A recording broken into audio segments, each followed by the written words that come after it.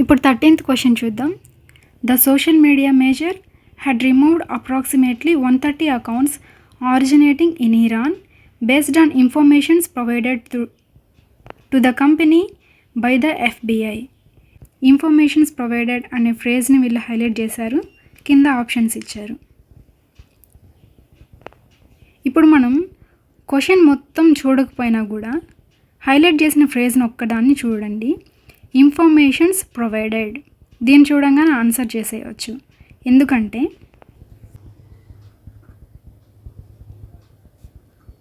Information, luggage, equipment, furniture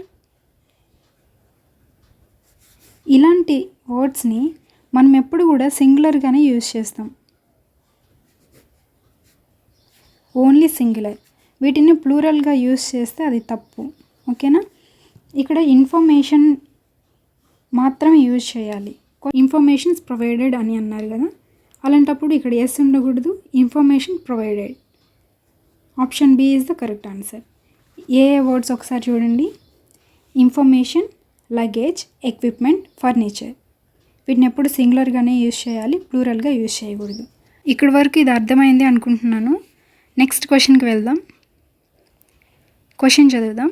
the top court had sought a response from the state government on 2 petitions seeking separate probe by the CBI and the NIA into the alleged murder అన్నారు.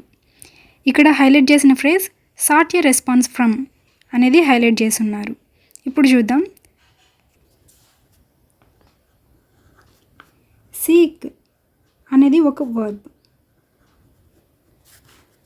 ఈ సీక్కి seek, సాట్, సాట్ ఇవి past forms. ఓకేనా? Seek అనే దానికి meaning ఏంటి అంటే search for అనే meaning వస్తుంది.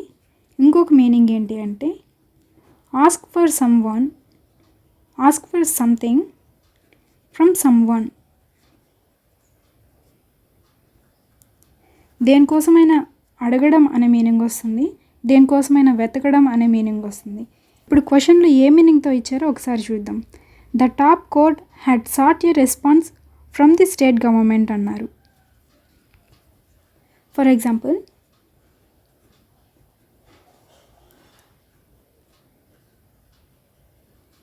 I seek help from you. ఇలా మనం చెప్పచ్చు. I seek help from you. Seek తర్వాత ప్రిపోజిషన్ ఖచ్చితంగా ఫ్రమ్ అనేది రావాలి. Seek from. ఓకేనా? The top court had sought a response from the state government అన్నారు. సో ఇక్కడ తప్పేమీ అనిపించట్లేదు. సాట్ అనేది ఉంది ఎందుకంటే had plus V3. Have forms మనం చూసాం కదా, హ్యావ్, హ్యాస్, హ్యాడ్ అనేది. ఈ హ్యావ్ ఫార్మ్స్ తర్వాత వర్బ్ ఖచ్చితంగా థర్డ్ ఫామ్లోనే ఉండాలి. సీక్కి 3 ఫార్మ్స్ చూసాం. సీక్, సాట్, సాట్. కాబట్టి హ్యాడ్ తర్వాత సాట్ అనేది వచ్చింది. నెక్స్ట్ క్వశ్చన్కి వెళ్దామా? 11th క్వశ్చన్లో though he had no hard data his intuition was that increasing humanness in a robot was positive only up to certain point. దీంట్లో హైలైట్ చేసిన phrase up to certain point అనేది highlight చేసి ఉన్నారు. ఇప్పుడు ఒకసారి చూద్దాం. నేను ఇప్పుడు ఒక ఎగ్జాంపుల్ రాస్తాను, దాన్ని చూడగానే మీరు ఆన్సర్ చెప్పేస్తారు. నేను ఇప్పుడు ఒక ఎగ్జాంపుల్ సెంటెన్స్ చెప్తాను, దాని తర్వాత దీనికి కరెక్ట్ ఆన్సర్ ఏంటో మీరే చెప్పగలుగుతారు.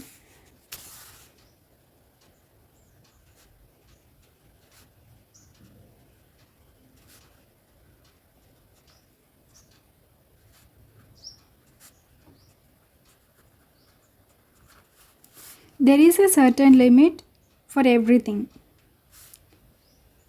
A certain limit for everything. ఈ ఇంట్యూషన్ అంటే ఏంటో చూద్దాం. 6th సెన్స్ అని చెప్పొచ్చు. Intuition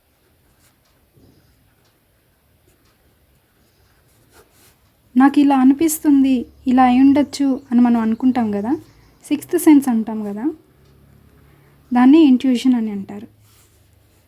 though he had no hard data, his intuition was that increasing humanness in a robot was positive only up to a certain point అనాలా, a certain amount అని చెప్పాలో చూద్దాం. ఇక్కడ ఈ సెంటెన్స్లో దేని గురించి మాట్లాడుతున్నారు? ఇంక్రీజింగ్ హ్యూమన్నెస్ గురించి చెప్తున్నారు. ఈ హ్యూమన్నెస్ అనేది ఏంటి? అబ్స్ట్రాక్ట్ నౌన్ కదా. ఇక్కడ సెవరల్ అమౌంట్స్ అని చెప్తున్నారు, తప్పు కదా. అబ్స్ట్రాక్ట్ నౌన్ అనేది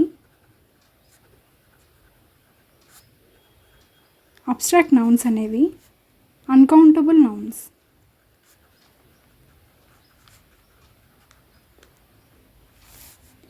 ఫర్ ఎగ్జాంపుల్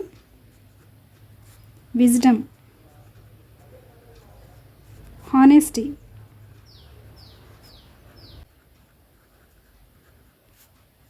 ఇలాంటివన్నీ కూడా డిస్టెన్సెస్, టైం, ఇలాంటివన్నీ కూడా అబ్స్ట్రాక్ట్ నౌన్స్ కిందకే వస్తాయి. Certain amount, a certain amount, ఆ కొంత అమౌంట్ వరకు, ఆ సర్టెన్ అమౌంట్ వరకు అని చెప్పాల్సి వచ్చినప్పుడు up to a certain amount అనేది చెప్తాం. ఇక్కడ ఆప్షన్ ఏది ఇచ్చారు? Option D,